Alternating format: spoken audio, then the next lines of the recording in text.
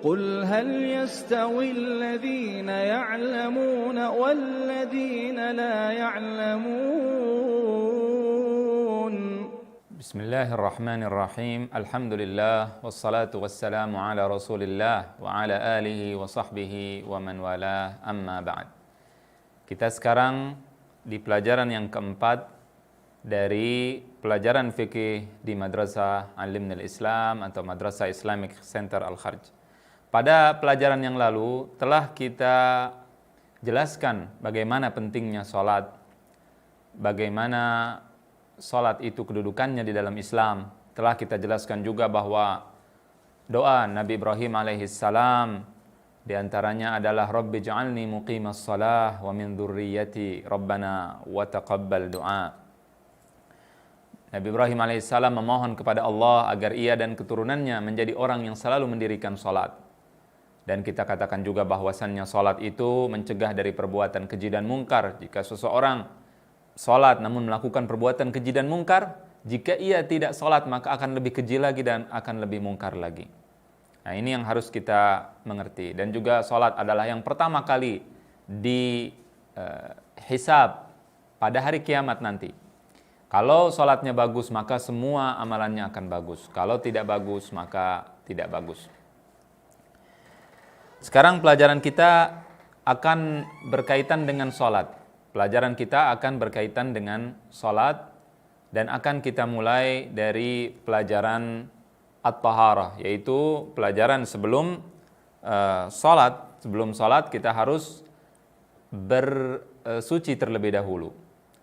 Karena sholat diwajibkan sebelumnya hal-hal yang menghilangkan semua hal yang dapat mencegah sahnya sholat tersebut. Nah, caranya adalah dengan bersuci, membersihkan badan kita, membersihkan pakaian kita dan sebagainya. Bersuci apa artinya? Bersuci artinya, atau dalam bahasa Arabnya disebut dengan at-taharah. Bersuci dalam bahasa Arab disebut dengan at-taharah.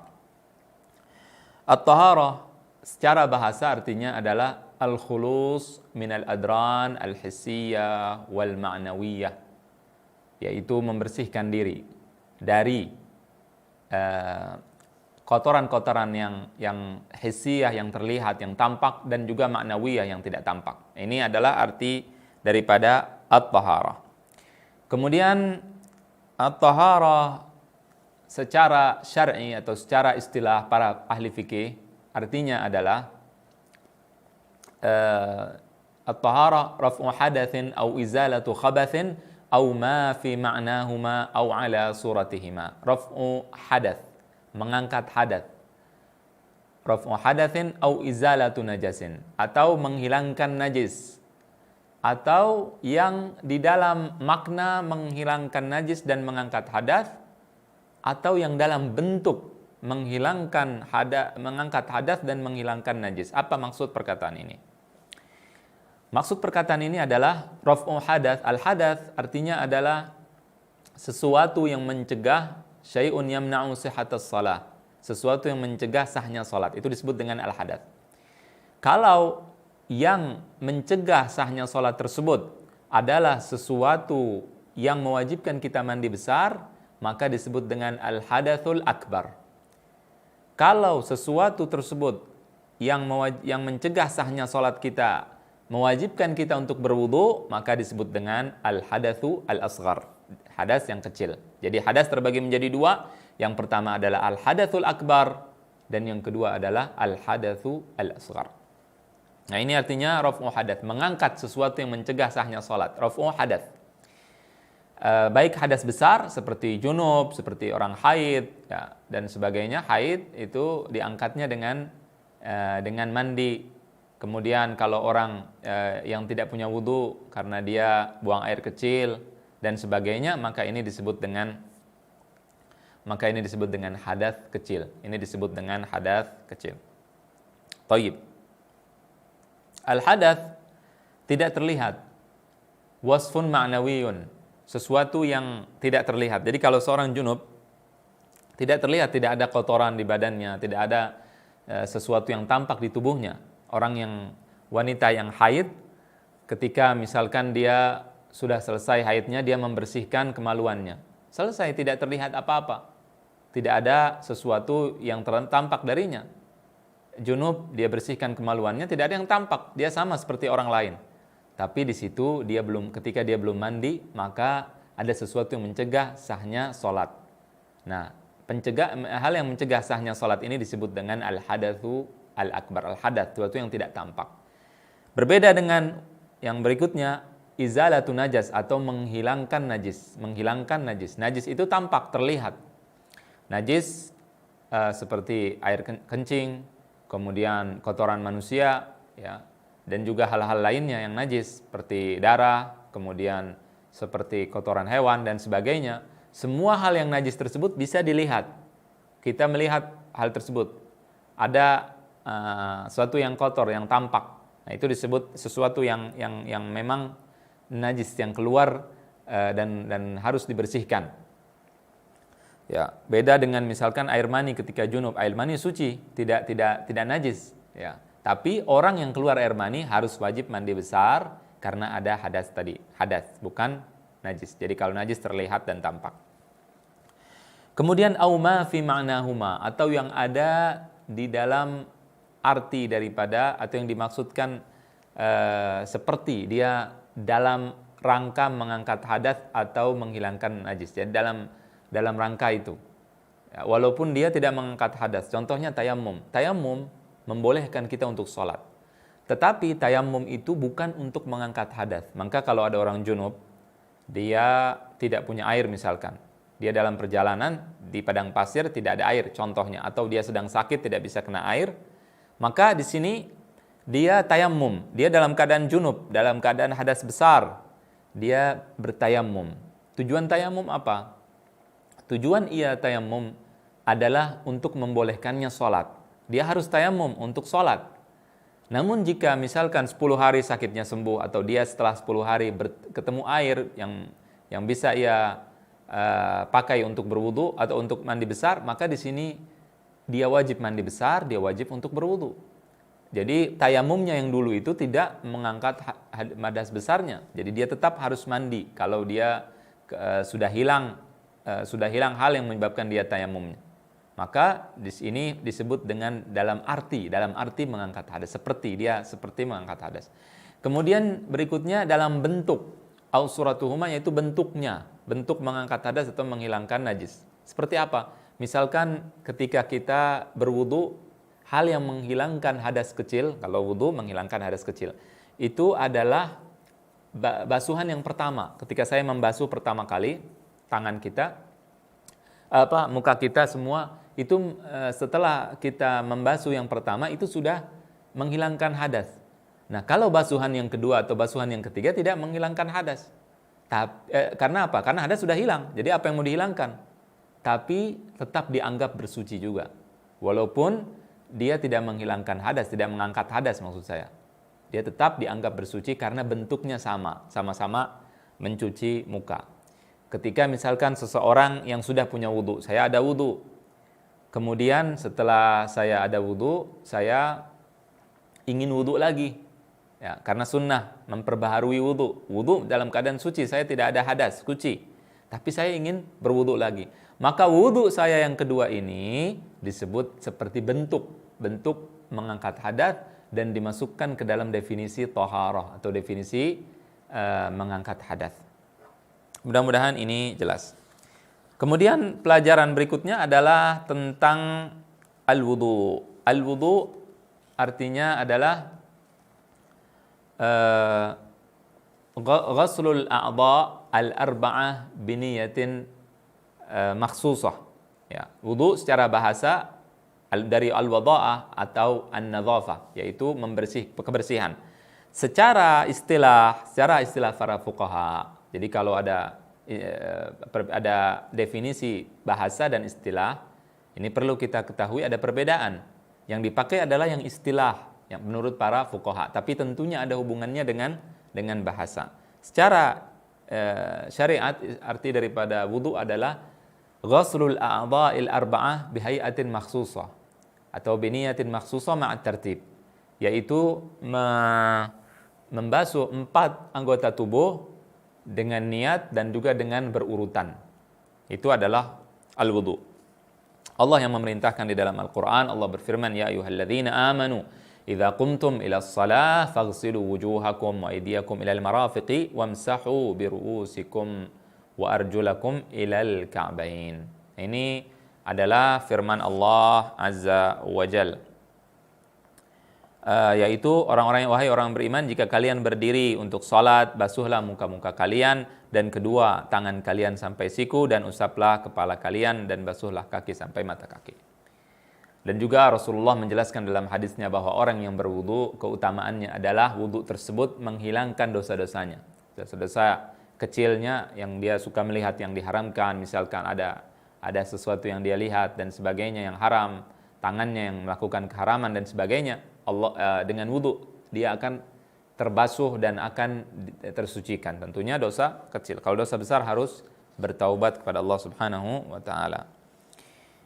Nah, kemudian kita akan membahas tentang syarat-syarat wudu. Apa saja syarat wudu?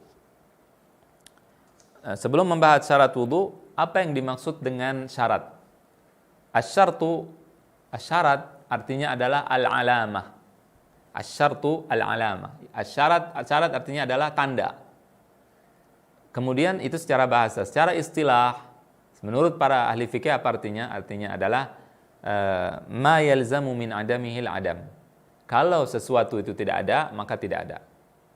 Wa la yalzamu min wujudihi wujudun wala adamun.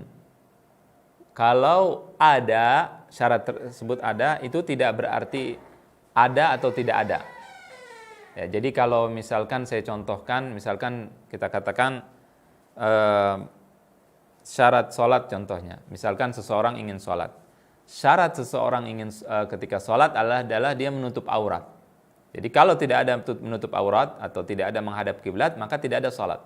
Walaupun dia sholat seperti orang sholat, dia takbir, dia ruku, dia sujud, tidak dianggap sholat. Kenapa? Tidak sah, karena tidak memenuhi syarat. Nah, ketika tidak memenuhi syarat, tidak dianggap sholatnya, walaupun dia sholat. Tidak ada sholat. Kenapa? Karena tidak ada syarat. Tidak ada menutup aurat, tidak ada menghadap kiblat. Berarti tidak ada sholat. Itu yang pertama. Kemudian yang kedua, kalau ada menghadap kiblat, saya sekarang menghadap kiblat, belum tentu saya sholat. Jadi kalau ada menghadap kiblat tersebut, kalau ada menutup aurat tersebut, belum tentu saya sholat. Jadi itu, kalau ada belum tentu ada, bisa tidak ada. Kemudian setelah itu yang dimaksud dengan syarat secara bahasa atau bisa secara istilah fuqaha, atau dikatakan juga ma tatawaqqaf alaihi sihhatul ibadah, sesuatu yang sahnya suatu ibadat itu tergantung dari hal tersebut. Jadi kayak menghadap kiblat tadi saya katakan, ibadah itu akan disebut sah jika ia terpenuhi syaratnya. Kalau tidak terpenuhi syaratnya, maka ibadah tersebut tidak sah. Nah, jadi ini adalah syarat-syarat salat. Dan kemudian saya ingin ingatkan bahwa kita di sini insya Allah akan mempelajari tentunya fikih kita atau tata cara salat kita, tata cara wudu kita dengan menurut madhab Imam Asy-Syafi'i rahimahullahu taala.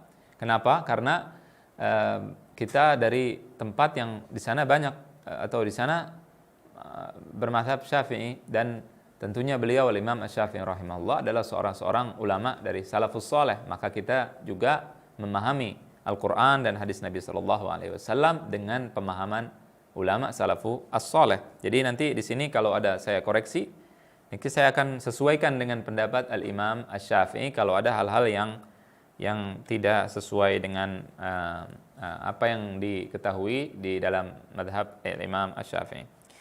Yang pertama di sini adalah syarat wudu dikatakan di buku niat, tapi ini bukan termasuk syarat dalam madhab Syafi'i. Tentunya ada perbedaan pendapat di sini, ya.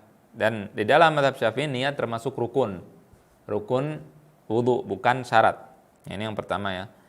Kemudian menggunakan air suci. Air suci adalah